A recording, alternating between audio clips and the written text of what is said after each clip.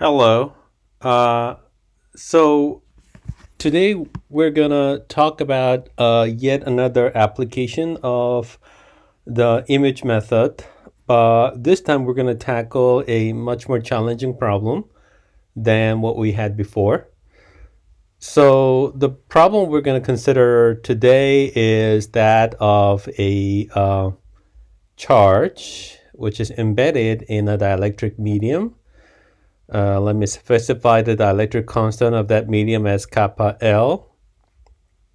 And there's a physical charge of Q embedded in that medium, and it's interfaced with another dielectric medium with a generally different dielectric constant kappa R. But note that there's no other extra charge on this side of the medium. So the only charge is this point charge Q on the left-hand side, and there's no charge on the right-hand side. But the main point is that these two dielectric constants can, in general, be different.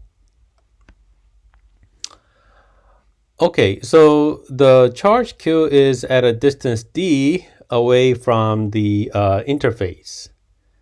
And now the task is to try to find the potential function which is valid for this region on the left.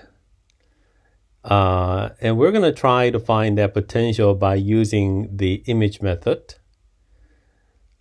And before I introduce just exactly what sort of image charges I'm going to introduce, let me remind you of the boundary conditions, which always have to be applied. That is, the two potentials on the left and the potential on the right must be equal across the interface.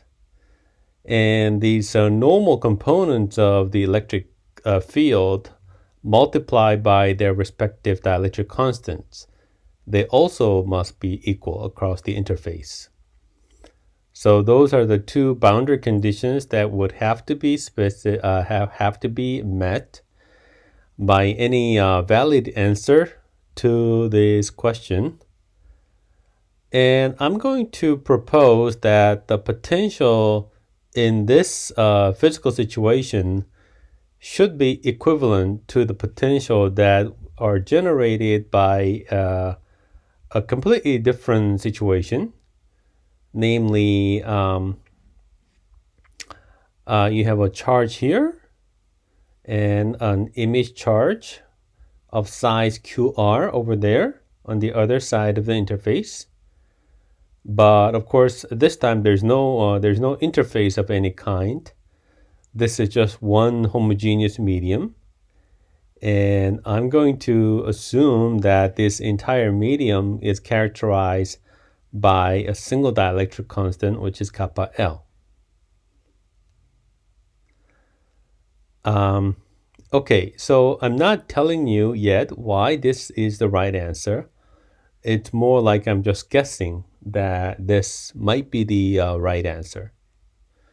And the only way to find out is to see if this potential indeed should satisfy the necessary boundary conditions. But I'll come to that in a moment. But first of all, when you have these two charges at a distance d to the left and a dr to the right, like this, then the overall potential is given by the sum of the two potentials of point charges. And then, as I said, the overall dielectric constant of the medium is the epsilon 0 multiplied by kappa L. That's by assumption also. Now, the problem is to find out how we can fix this image charge QR and the distance of the image charge dr. But the only way we can fix that is by trying to meet these boundary conditions. And this boundary condition require the knowledge of the phi r, which is the potential and its gradient on the right side of the medium. And so to generate that potential, we would have to think of something more, actually, it turns out. And the first thing we know about this potential phi r is that it should satisfy the Laplace equation, because, as I said earlier, on the region on the right, there's no net charge anywhere. So instead of satisfying Poisson's equation, it will satisfy the Laplace equation. Now, since it satisfies the Laplace equation, the image charge that could generate this potential phi r should be located on the region to the left of the interface, not to the right, because if we had put an image charge on the right side, then taking the Laplacian of that would generate some delta function and therefore violate the Laplace equation. So I'm going to take a conjecture and say that this phi r is the potential created by some image charge of size QL, which is located at the z equal to minus dl, so that's on the left side of the interface. So this is kind of a guesswork, and ultimately this guess has to be justified. But let me just proceed on the basis of my conjecture. And if my conjecture were right, then the potential on the right-hand side of the interface should be given by this form, because this is due to a charge that's centered at minus dl along the z-axis and carries the charge ql. Okay, so we have two additional constants that we don't know the values of yet, QL and DL. So we're going to have to fix these values as well. Okay, so the situation is quite complicated. So here we have one physical charge at distance d, one image charge of QR at distance dr, and a second image charge, which I haven't drawn in this plot, which is also on the left side of the interface at distance dl and has charge ql. So overall, we need to fix 4 different constants, and this fixing has to come through trying to find solutions to these boundary conditions. So that requires some calculations, which I leave to the student as a homework. And the task of the homework should be to prove that all these distances are in fact equal to the distance of the physical charge from the interface. And furthermore, this induced charge on the right-hand side is given by this ratio of the dielectric constants, while the image charge on the left side is given by this ratio of the dielectric constants. So these are highly non-trivial answers. I don't believe you can just write them down on the basis of a educated guess. But one thing that's clear is that if this kappa r goes to infinity, and that's the case where this right-hand side of the medium has an infinite dielectric constant, namely it's a conductor. In that case,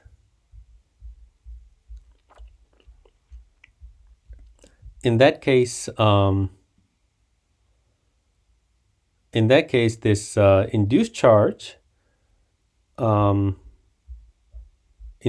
on the right hand side, which is inside the conductor, is exactly minus the physical charge placed outside of the conductor. And that's exactly what we already saw from the previous lecture.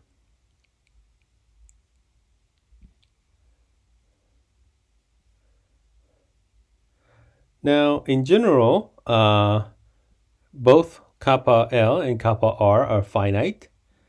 And interestingly, depending on whether the kappa R is greater than or less than kappa L, we have two different physical situations. So when kappa R is greater, so the other side of the interface is more dielectric than the region where you have inserted the charge. Then it turns out that the sign of the induced charge is opposite to that of the physical charge. And that sounds very much like a screening phenomenon going on. And as a result, charge that you have placed in the first dielectric medium should be attracted to the interface. Now, however, if the other side of the interface was less dielectric, and therefore its dielectric constant is less than the original dielectric constant, then according to this relation, the induced charge has the same sign as the physical charge, and therefore there will be a repulsion of the charge from the interface.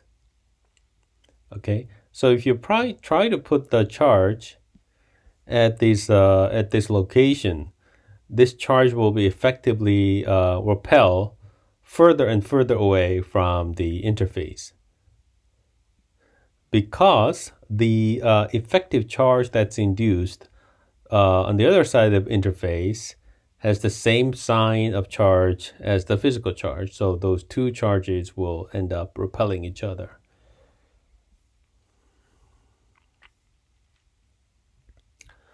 Now, this at first sight seems a little odd, but actually it's not. It's based on a pretty simple physical picture. Let's think of the case where the other side of the interface is more dielectric than the original, and then the physical situation would be something like this picture. Namely, so this plus thing is the physical charge you have in the medium, and that will induce a whole bunch of dipoles around it with negative charges pointing toward the physical charge and the positive charge pointing away from the physical charge. So it ends up creating a whole string of dipoles like this. And also there will be a dipole induced on the other side of the interface as well. But since, by assumption, this region on the right is more dielectric, you end up having more dipole moment on the other side of the interface. So what that means is that if you have a little bit of a positive charge accumulated on the left-hand side of the interface, then you would end up having a greater amount of negative charge being accumulated on the other side of interface. So if you imagine drawing this block of a region, then you would see that this positive charge will end up being overcompensated by the negative charge on the other side, so that the net charge inside the box will be negative, while the physical charge you have put in this region is positive. So effectively, you're dealing with a situation where you have a positive charge somewhere out there here, and then you have an entire plane of negative charges, which is trying to obviously attract this positive charge towards itself. Okay, so that explains the attraction and overall induced charge being negative.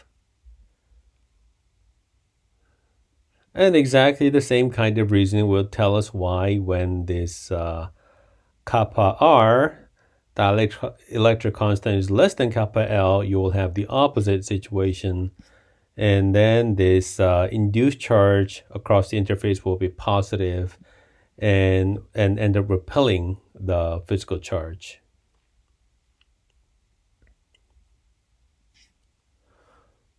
Okay, so that was a pretty challenging exercise, but in the end, the physical picture that we end up having was pretty nice.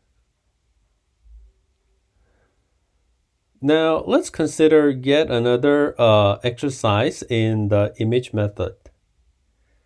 So in the last lecture, we had only one metallic plate facing a point charge like this. But now we're going to have a situation with a pair of metallic plates separated at a distance d, and the physical charge is placed right down the middle between the two metallic plates. And both plates are grounded, so they are at the same potential 0.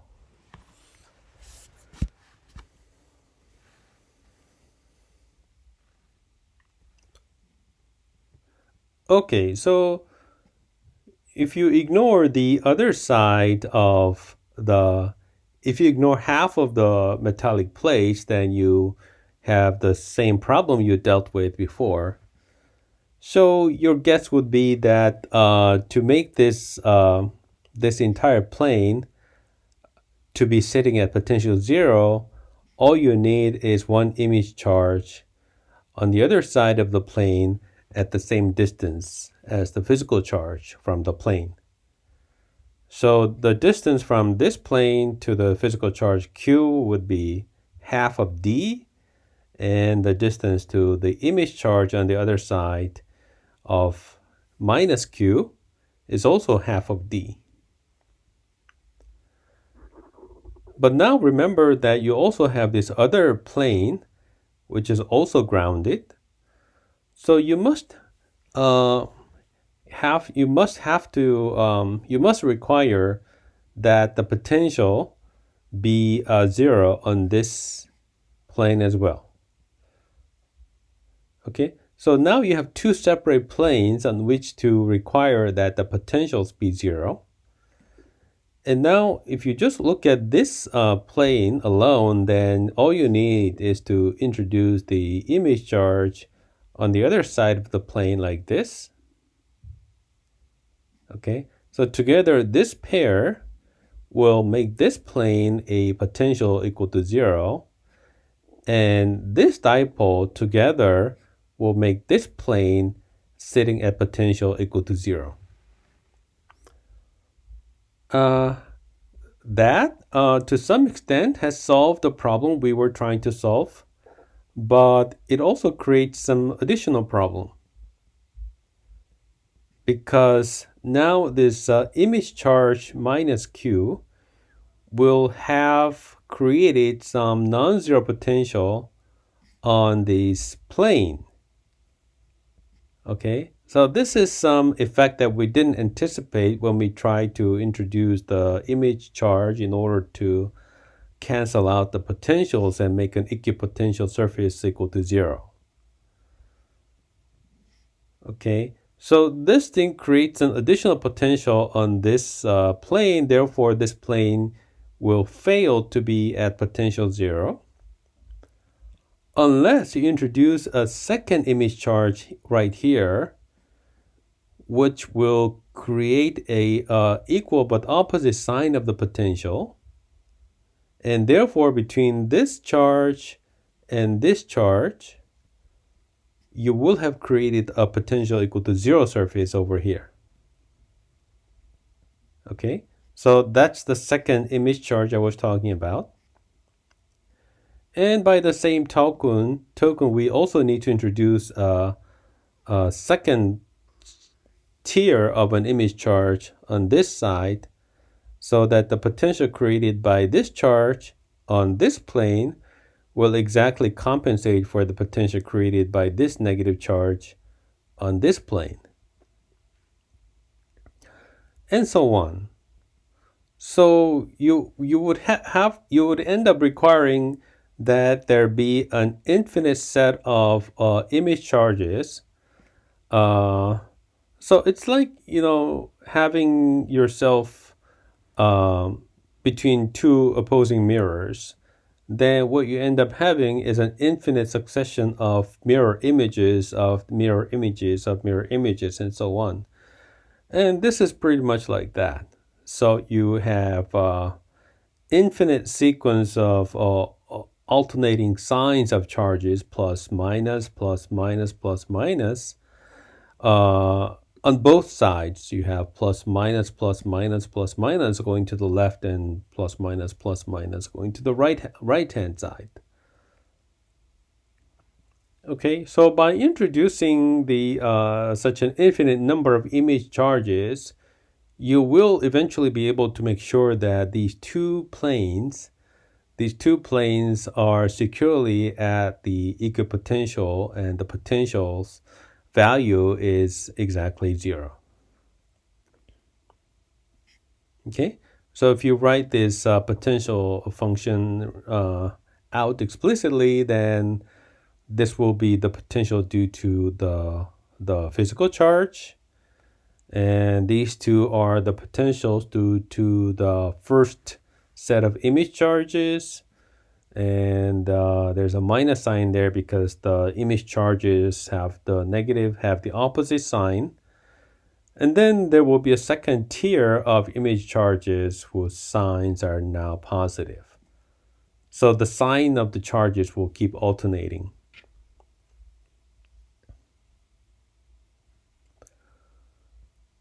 All right, so now let me come to the final example of the image charge method. And this time we're going to consider a problem of a conducting sphere. Although I did a pretty bad job of making a spherical shape, believe me, this is a sphere whose radius is r.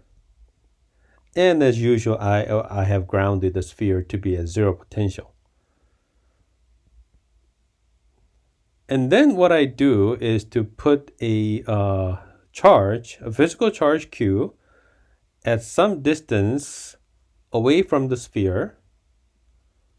So I'm going to label the distance from the center of the sphere to the point charge as s. And the radius of the sphere itself is r. And I'm supposed to somehow solve the problem of finding the electrostatic potential, both inside and outside of the sphere, assuming that the sphere is a hollow. So therefore, the inside of the sphere is a vacuum.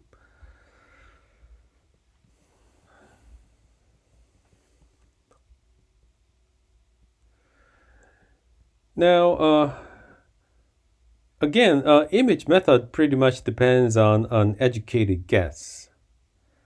And I'm going to make an educated guess saying that if I just placed the right amount of image charge, q prime, at the right distance, b, away from the spherical center, then perhaps the potentials induced by the image charge q prime and the physical charge q will happen to create the equipotential surface exactly at the physical surface of the sphere, and the potential will be 0.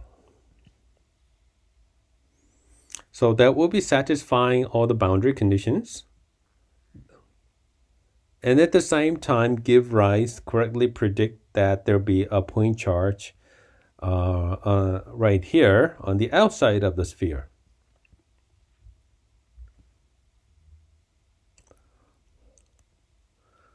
Okay, so the question is it possible to satisfy this equation? So this is nothing but the potential due to point charge Q here and the point charge Q prime there. And now this sum has to be 0 when this distance r, this radial distance, happens to equal the radius of the sphere, the big R. And this relation should hold regardless of the value of the angle theta.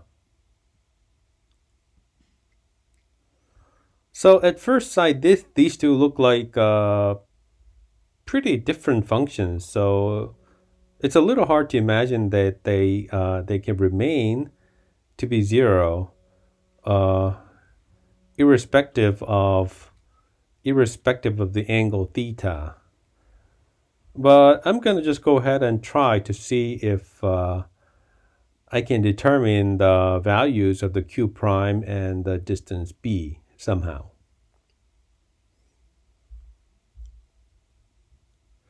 So if my hope was indeed to be fulfilled, that means this equation should hold, for example, when I take theta angle to be 0. Since the expectation is that this relation should hold for any angle theta, it should also hold for the particular case of theta equal to 0. Well, in that case, I end up with this equation, which I can translate or simplify to such a form.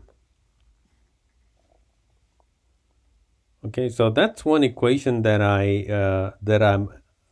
having at my disposal. And perhaps I can also try to see what happens when I take theta equal to pi half. Well, in that case, this cosine thing vanishes. Therefore, the relation that I'm supposed to satisfy end up looking like this. So together with the previous solution, which is this solution, and this new equation, now I have to satisfy both of them, so I can impose such a relation between the various quantities.